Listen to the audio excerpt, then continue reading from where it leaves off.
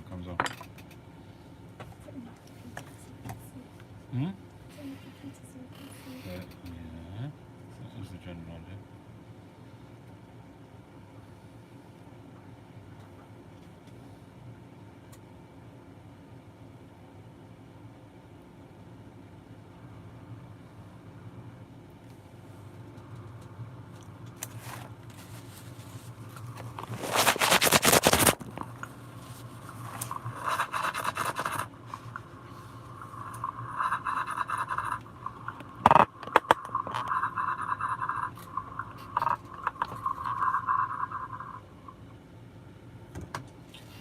One watching, that's me. Oh, there's a second person watching now.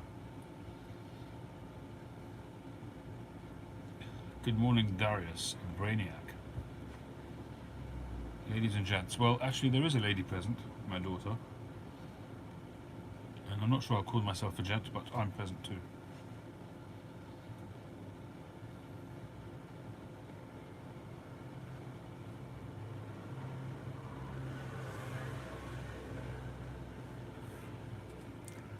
Smoking my Peterson 999 natural spigot.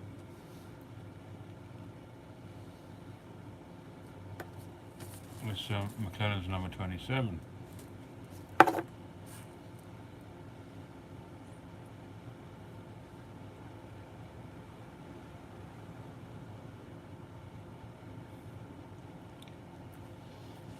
So this one, this is more of a sculpture. It's never been smoked.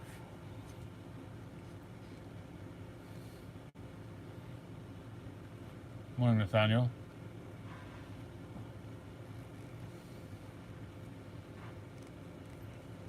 So this was a pipe I made a good number of years ago. Absolutely beautiful piece. It's not supposed to be lightweight. It's a carving. It's a sculptural piece. The size doesn't really matter. You're not supposed to clench it. But I just love this sort of view from the bottom of the pipe. You know, all the different facets and anyway, so I did this a few years ago and it sold pretty much straight away. And as I was packing it up, I noticed a very, very small fissure in the bowl.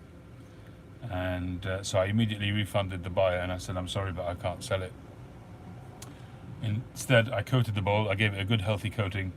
There was loads of briar beneath it, but I just couldn't sell it, but it'll be fine to smoke. I don't expect it to have any problems at all. But I decided in the end just to keep it as part of the LCS museum. You know, I think a lot of pipe makers have a little cabinet of some of their interesting pieces. Athanasis, flatfish. Good morning to you too, Nathaniel. And one of these days I will probably have some kind of display cabinet downstairs in my house. When all the fish in my fish tank die, maybe I'll take that out and make it into a display cabinet. Our fish tank is embedded in the chimney breast, so it's a natural sort of cavity to make a nice display area.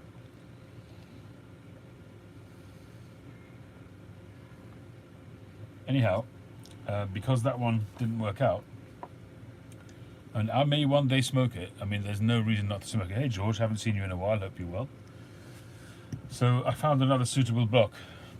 So the grain on this block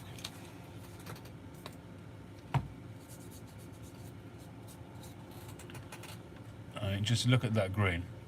It's absolutely stunning. So the grain on this side is very, very nice. The grain on this side is nice, but not as nice. So I was trying to think, what could I do to maximize the grain that we're going to actually see. So originally I thought, just an interesting idea. Obviously it wouldn't have been a practical pipe to smoke, but what I was thinking of doing was doing a similar idea to that. So carving out, so you can see where I've colored in these areas to show the areas that I was going to carve out a pipe and actually leave this a completely flat plate.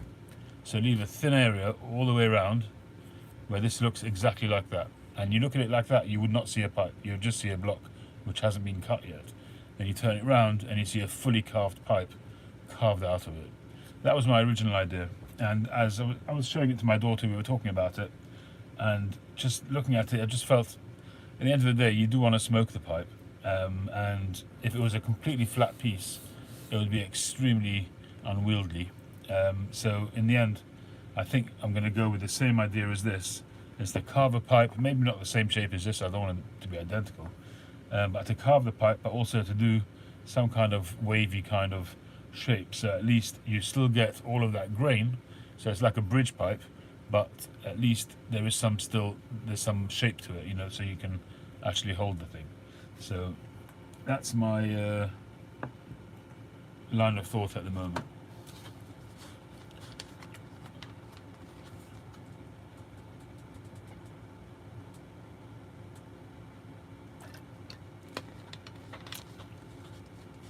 Any of you care to comment? What do you think about leaving that as a completely straight plate, just like that?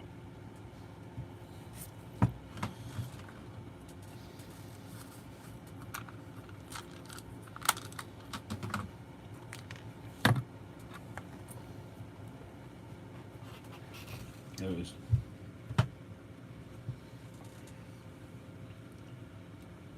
Drop it again. There. Okay.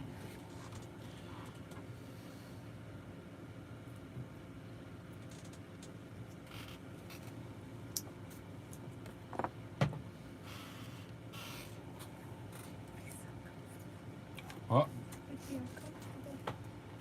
What does that mean? Grab the what? Got the heart in the way. I keep forgetting to remove that heart. Grab the wall by smoking.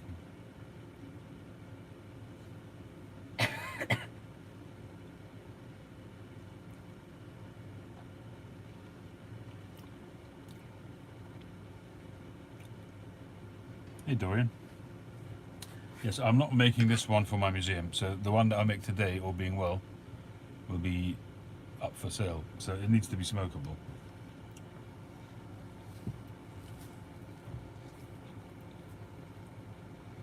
So I think what I'm going to do first is get it drilled and carve out the pipe side and decide what I'll do with that side sort of last, and see how it feels.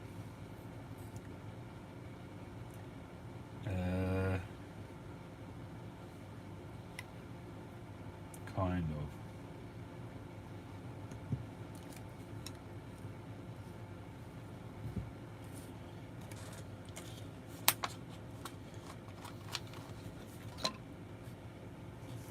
The screen is frozen.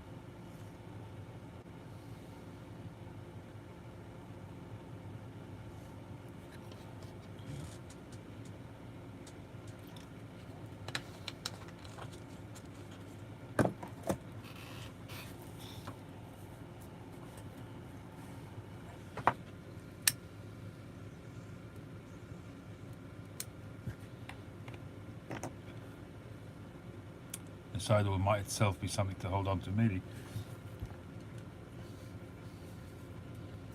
It's going to be pretty unwieldy, I must be honest. But, yeah.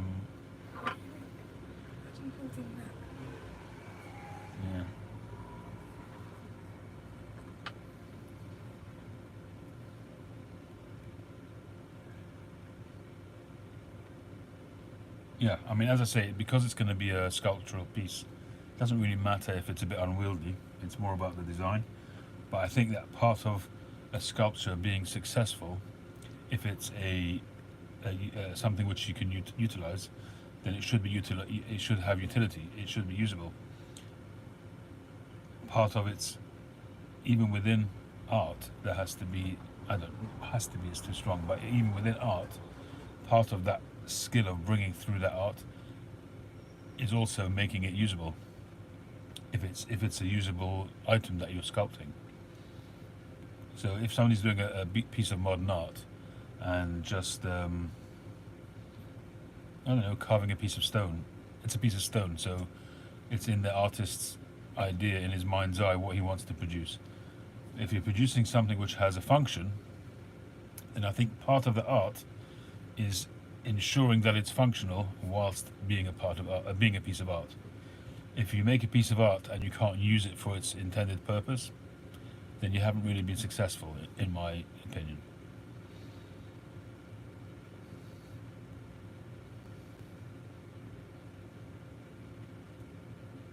A good example is I've been into watches recently quite heavily, and you see some absolutely stunning watches, but you can't tell the time. You know, it's ridiculous. Some of them, I've seen one watch where, in order to tell the time, you have to take it off and look at the reverse of the watch, because there's some stunning design work and jewellery and gold and whatever on the front side, but to tell the time, you've got to take the watch off. So to me, that's not art. That's it's art for art's sake, but actually hasn't succeeded in what it should be. Because a watch, at the end of the day, is a watch. You need to be able to tell the time. The skill is making it a usable watch, but it's still being a piece of art, without ever reducing its ability to be a watch. It's going to be 9mm.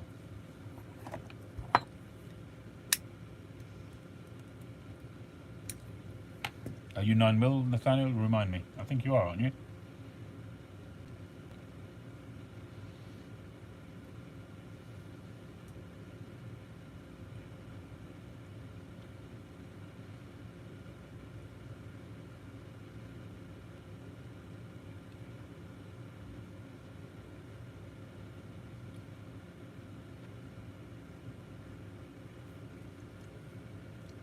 You go both ways. Well, I'm glad to hear it.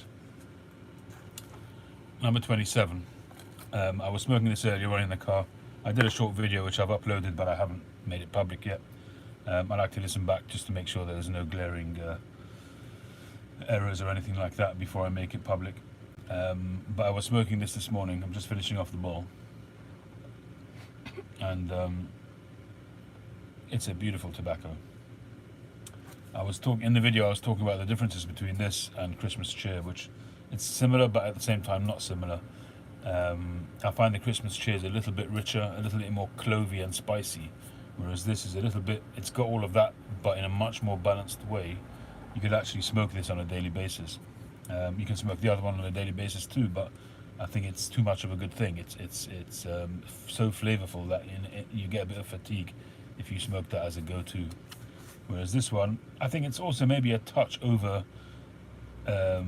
rich and stuff like that to be a go-to, but it certainly could be a daily smoke. It's very, very well balanced. I'd love to be able to get some more of this. I think I have one more tin in my cellar, but obviously this stuff, it's McClelland's, so no longer produced. So to buy it, you'd have to pay over the odds for it. So.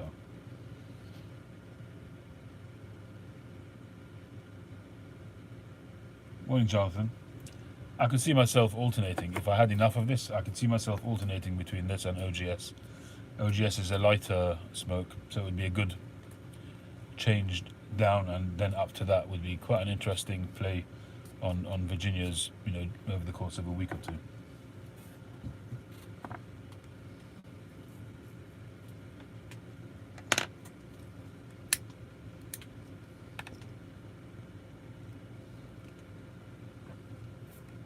I'm probably going to fit 2 stems to this pipe, a long one and a short one. So I've got a long,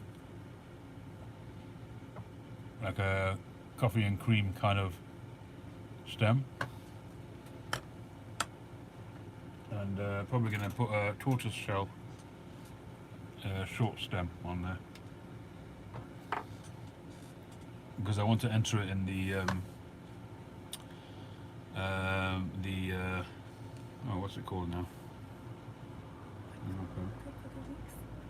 Okay.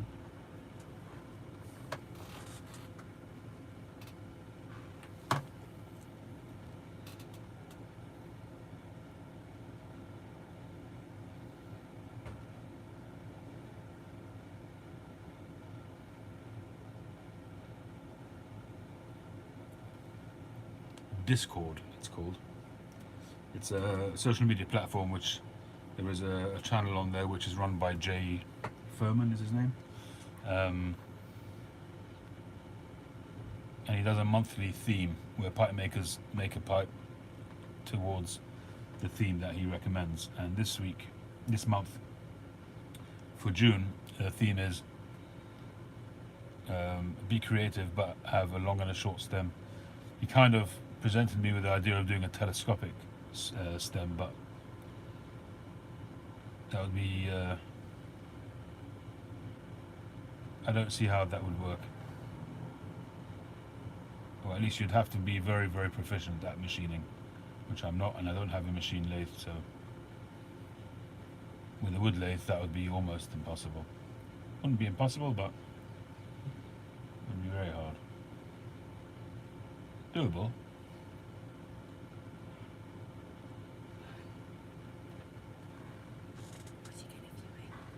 Again, it's just to show your abilities, I guess.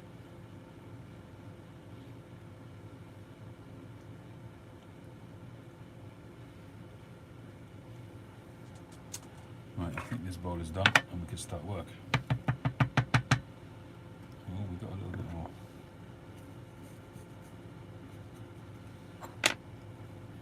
It's too good to waste, really, so.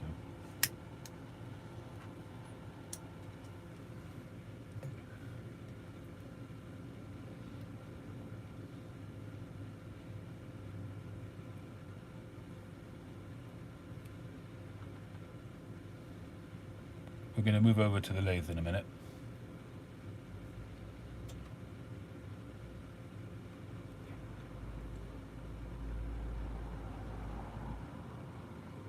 Any of you guys smoking, or are you all at work?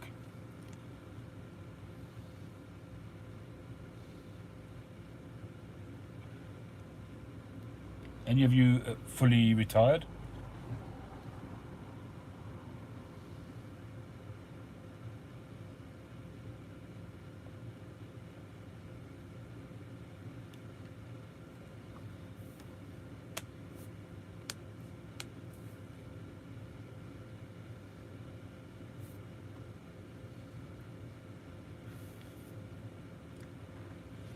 It's been a while since I've done a Ramsay's.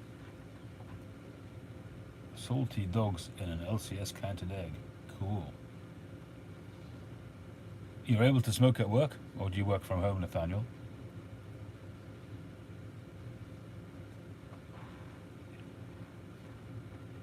I do have some salty dogs somewhere, but I've got an open pouch which is in a jar somewhere, and I have one sealed pouch in my cellar.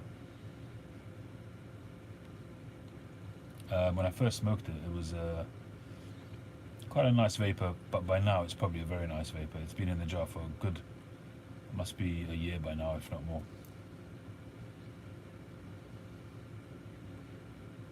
One day off, if you could spend it as an apprentice pipe maker. What equipment do you have, Darius? Recovering from leukemia, oh my word, off work for a few days.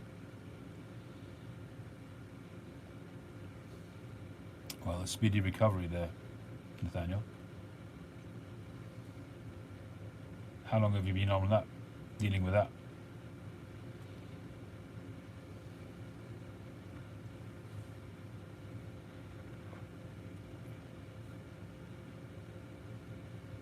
Oh, I see what you mean. You being an apprentice by proxy, so by watching the videos is what you meant.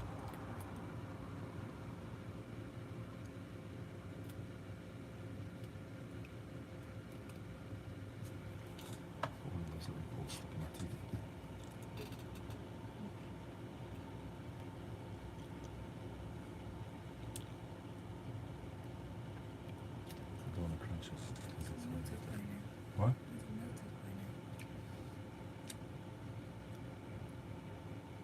Some of them are designed to take longer than others, so my niece is still out with me.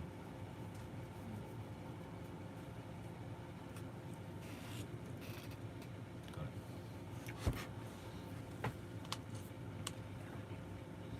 What? What? No, I'll be on it. Does this mean that? Why? What for? What?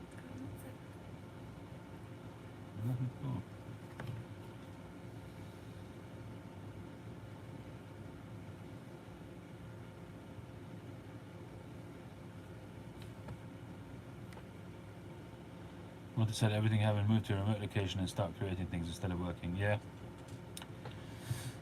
Yeah, I mean, I came to pipe making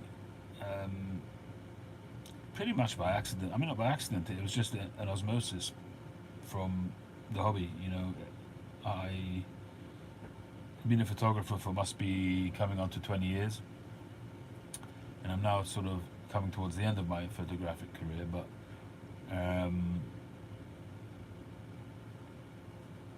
started smoking a pipe in 2015, and at the end of 2017 I was just playing around with pre-drilled blocks and just sanding them, you know, using a sanding wheel attached to my drill, and I was just playing around, and I just got the bug, and you know, I seem to be quite good at the shaping side of things. The drilling and all of that took quite a while, but once I got onto a lathe, but the shaping seemed pretty okay. I mean, my first ever pipe was a disaster. I still have that. I'm sure you guys have seen it already. Have you guys seen my first pipe? I've kept that, believe it or not. I don't know how come I did, but I did. See if I can find it for you. Despite its disastrous shaping and stuff, it's still smokable with the aid of some gaffer tape. No, it's not that one. This is one I did a little bit later on. Never smoked it. This is one of my first pipes, but not my very first pipe.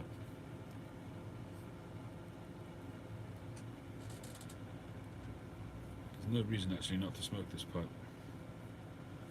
I could refine the shaping really and restain it and actually make a good pipe. I think it's drilled very low though.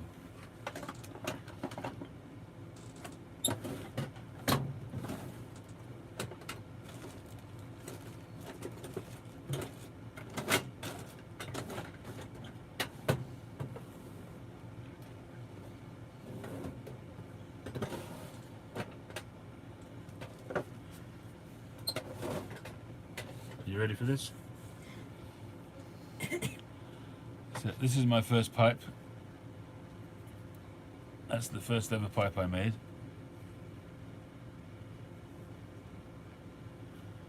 A few warts and all, but that's down to the briar. But look at that, the stem was a preformed stem, and I was trying to shape a sort of a panelled shank, and I ended up sanding right through the saddle. So in order to make it airtight, so I could smoke the pipe, I put gaffer tape around it. It smokes. Got a bit of heat shrink around there. I can still see the briar, so I haven't smoked it many times.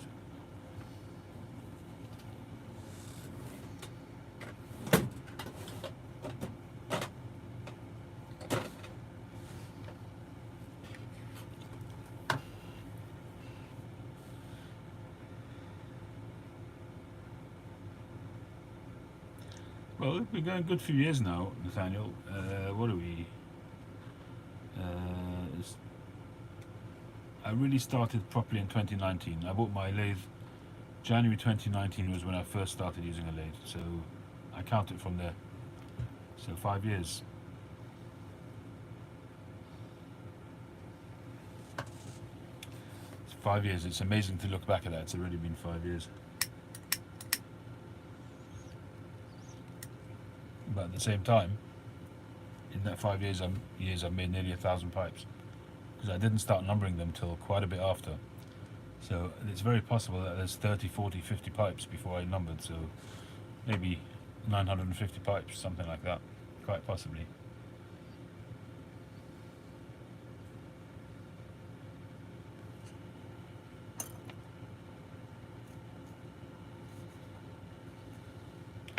Obviously those first few pipes were not much to look at anyway, but still, they were pipes, and I actually started selling them quite quickly. I don't know, maybe after the first half a dozen pipes, I already managed to sell them. And I gave pipes away. I used some myself, but the vast majority of those were all sold. So I would say maybe after the first 15 or 20, they were pretty usable pipes.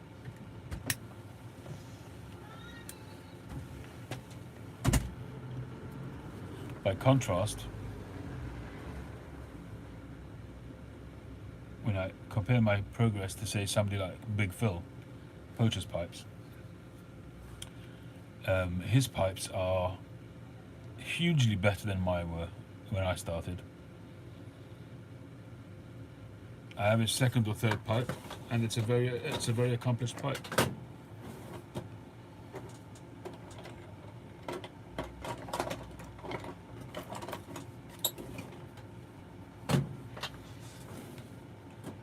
It's a very impressive pipe, considering it's a second or third pipe. Can't remember if it's the second or it's third. Have I got it on one of my racks?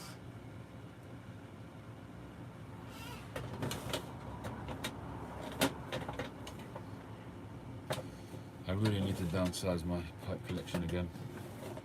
Too many pipes, too many of them not getting smoked.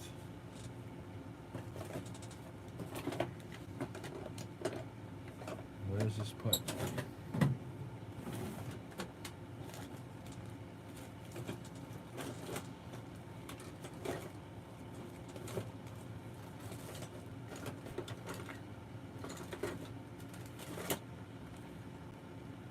I don't know where it is right now.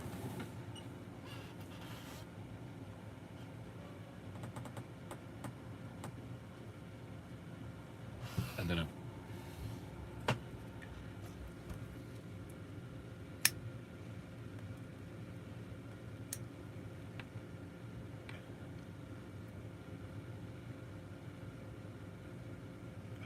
And in terms of breaking this pipe in, it's been quite a steady process. It's kind of slow but sure. It's almost there. When I say almost there, it's not like fully broken in, but it's at a point where I'm not going to hesitate to pick it up and smoke it. When I'm in the process of breaking in a pipe, it's kind of a difficult process for me because I don't enjoy it, but at the same time I know it's something I have to do if I want to enjoy it. So sometimes I'll only smoke one bowl in a day, and so I want that to be a good bowl, so I won't pick up a new pipe. So all that does is delay the process, so it's kind of a vicious circle. Having said that, if you have McClelland Virginias, although it's in a way a bit of a waste to waste such a good tobacco, but it's also a good tobacco to break in a pipe because it's so flavorful. You kind of, if you don't enjoy that new briar smoke taste, then that masks it somewhat. I used to use Lathe or aromatics to do it, but there are some pipes which I don't want to taint with Lathe or aromatics. So McClelland's is a good way to go if you have it.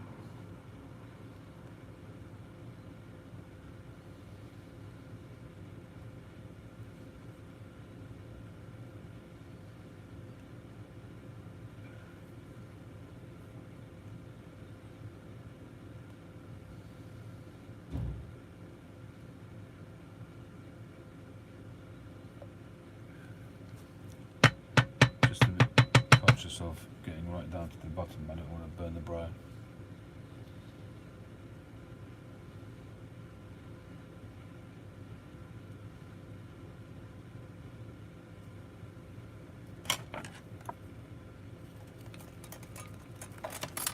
That was pretty much done.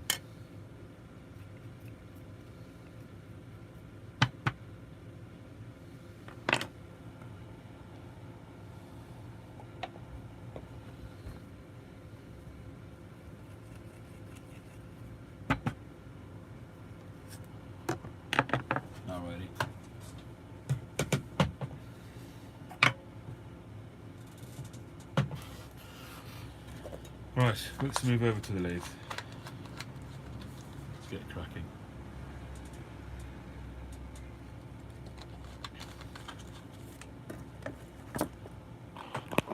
Don't get dizzy now.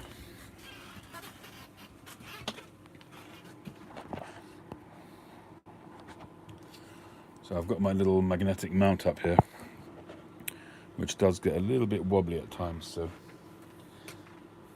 I do need to find a more permanent situation, which is more reliable, a mount which I don't have to keep worrying about.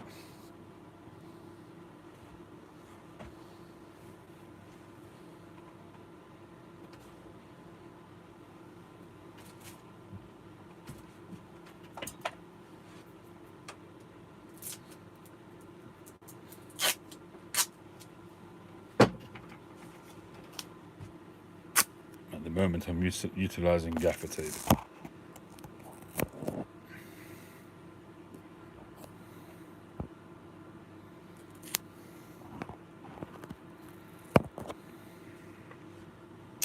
Alright, so hopefully you can see well. You can zoom in a bit. There we go.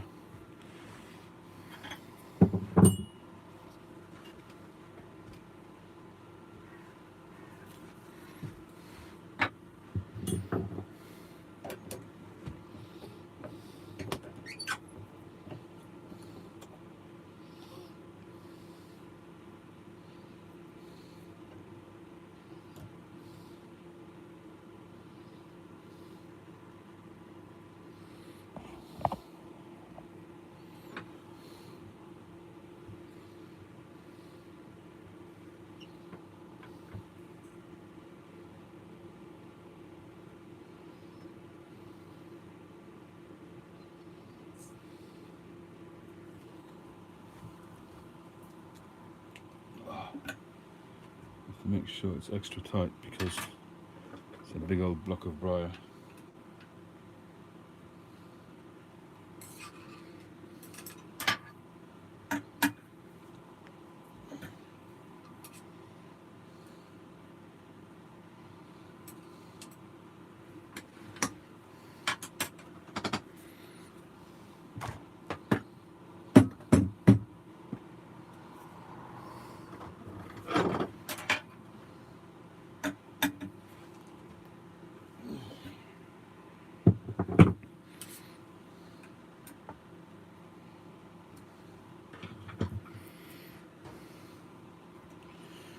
Alright, so the first thing I've got to do is drill a little opening there for the stem. Now the church warden stem, it's got quite a wide face, so I'm going to have to have that's probably a 20mm or something like that. Let's have a look. Yeah, it's 20.40, so pretty much 20mm. So what I need is a 21mm Forstner bit.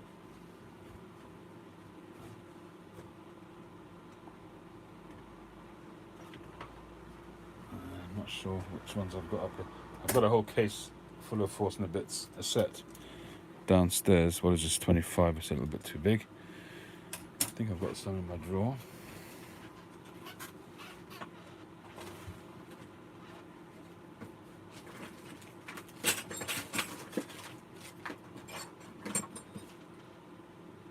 Mil,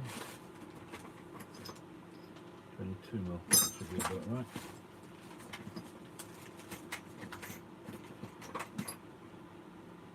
$32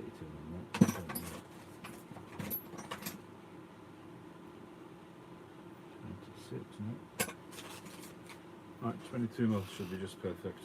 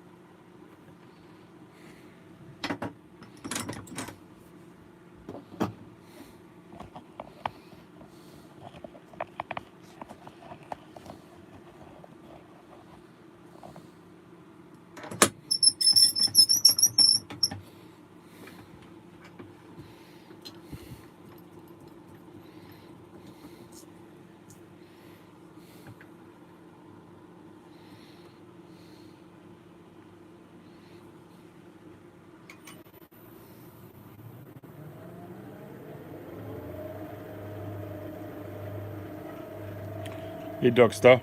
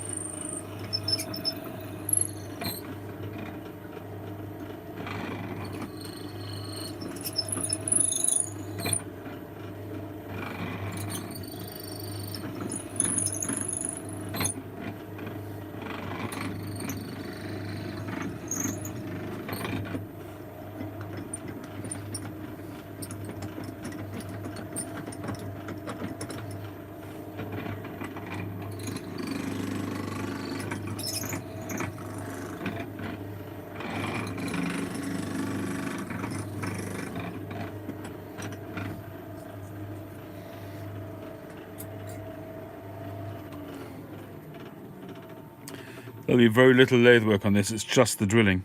Everything else is done by hand, so we won't be on it for too long.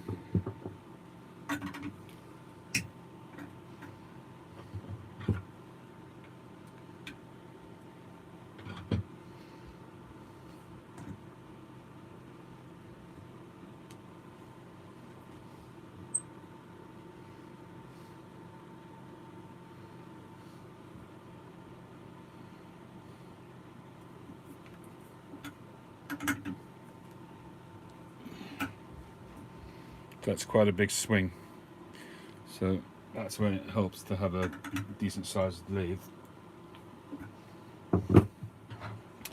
On one of my videos, somebody recently asked me about my lathe, and he was trying to decide whether to go. He was at a juncture of getting a lathe, and he was trying to decide whether to get a metal lathe or a wood lathe. And so he was talking to me about my decision making at the time. So at the time I had a wood lathe. I had a smaller wood lathe, which I now use for my buffing. It's the Axminster lathe which I first bought, and it was okay, but it was kind of reaching its capacity in terms of, I think if I would have been hammering away at that day after day, by now it would have been probably, I wouldn't say broken or anything like that, but it would have been worn out kind of thing.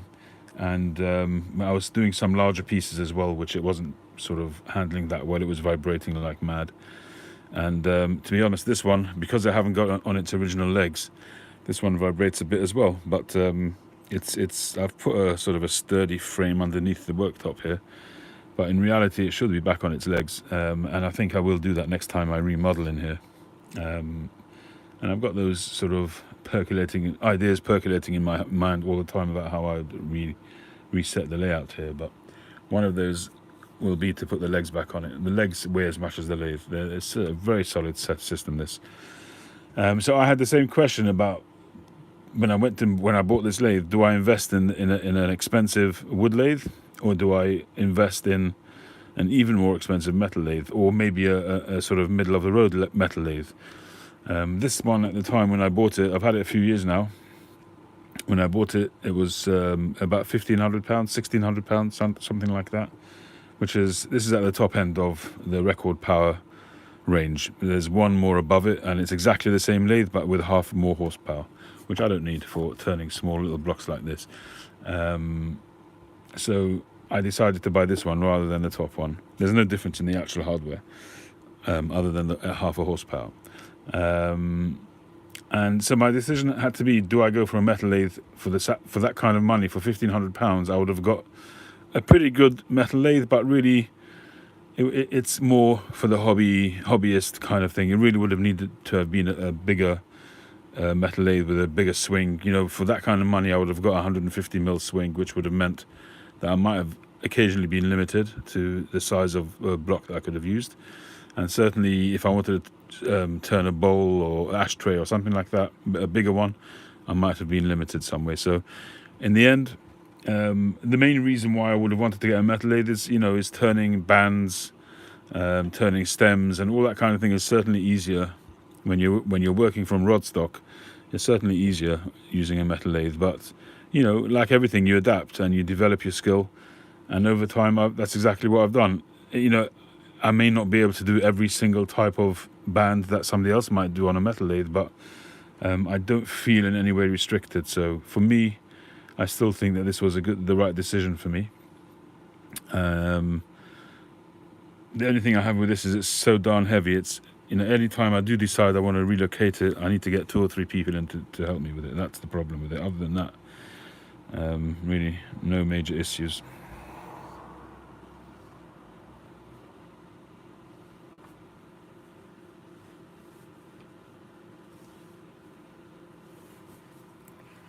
So anyway, let's get the bowl drilled. I'm going to go with a tapered bowl, only because I'm going to be shaping it and carving it. I don't know what kind of shape I'm going to go for. I don't know what I'm going to come across. So I don't want to risk it with a large diameter bore and then find that I've got thin walls or something like that. So I'm going to go with a tapered bowl. And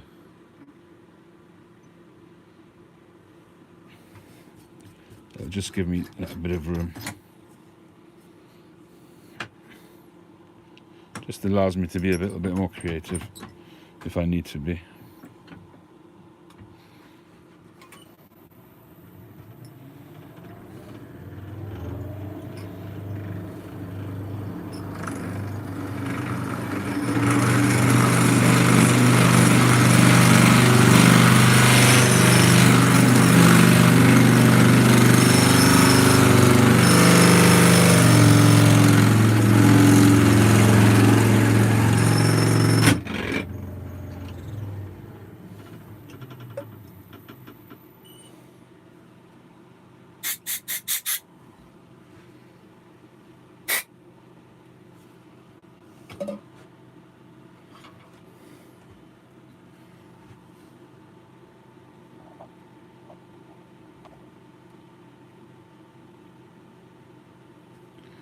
Okie dokie.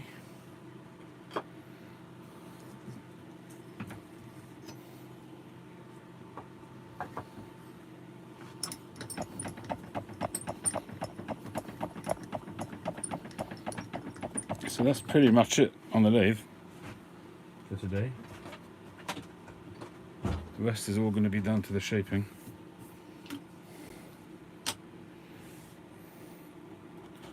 Alright, so I'm going to move you around a little bit to get this positioned on the stand.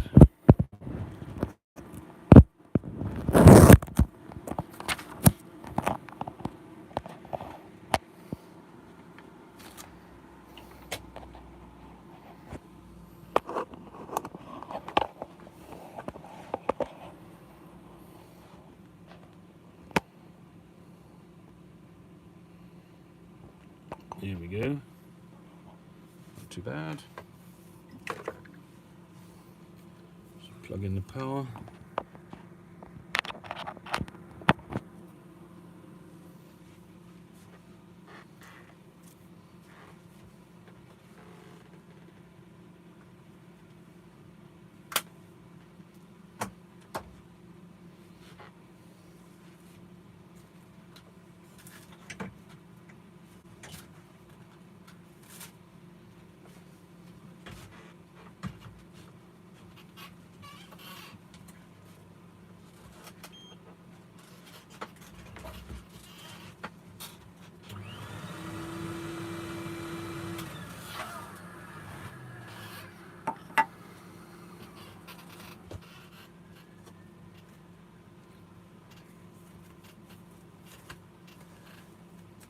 You might want to turn your volumes down a bit now because the extractor around the shaping wheel will make some noise.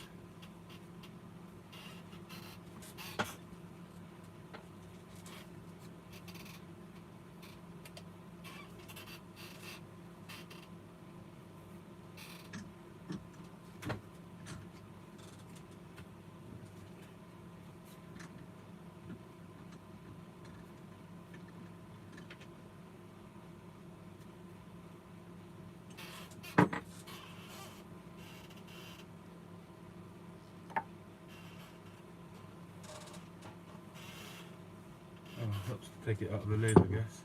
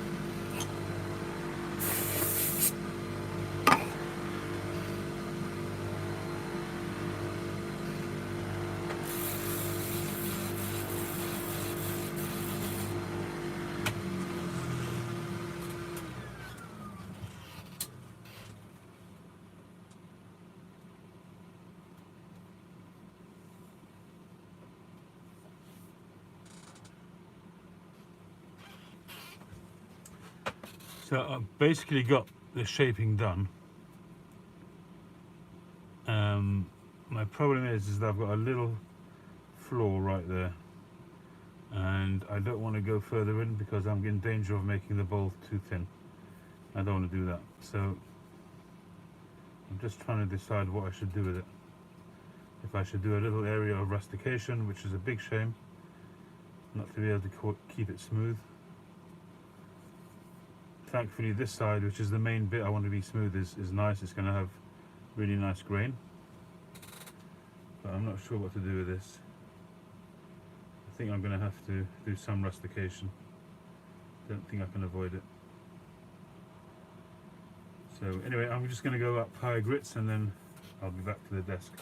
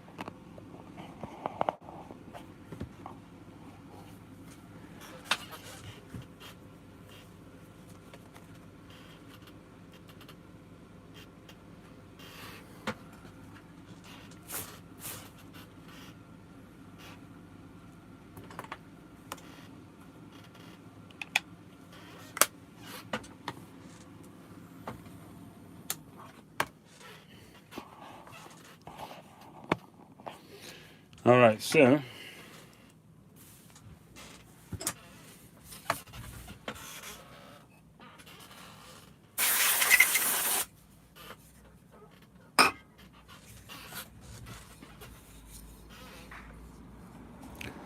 this is where we're up to so far.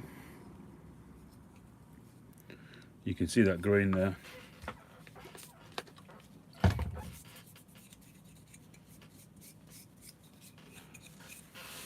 Yeah, just give you an idea of the grain.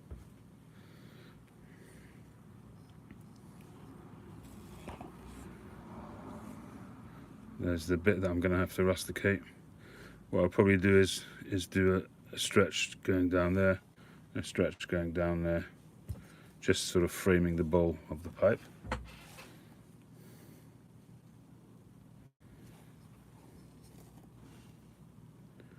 So it comes to a point there, which then runs all the way around there. It's really interesting because once you start to sort of really get into the carving of it, it actually feels quite light, and it actually feels quite. You'd smoke this pipe. This isn't sort of an unwieldy pipe. You'd actually smoke it. This zone here and this zone here, obviously very, very thin. And that's pretty much like the bowl of a pipe, like a sort of a largish Dublin. So there isn't a huge amount extra on the pipe, but yet you still get left with this whole almost complete section to have that beautiful grain.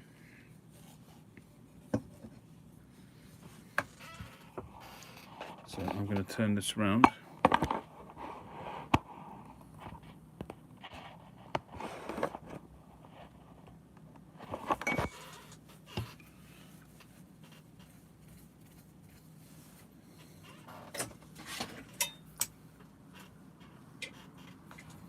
Just going to plug that power in again.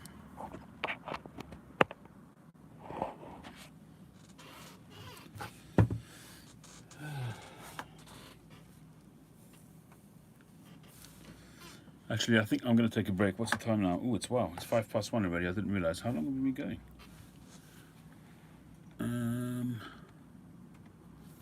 How long? 111 minutes. Almost 2 hours. Wow, that was very quick. I did not feel that at all. Maybe I'll go live again later. Maybe I won't. We'll just see how it goes. I'm going to have some lunch now anyway. So thank you very much. I hope you enjoyed that, and we look forward to seeing the results. So this is going to have 2 stems. So it's going to have a straight one like that, and it's going to have a long one as well.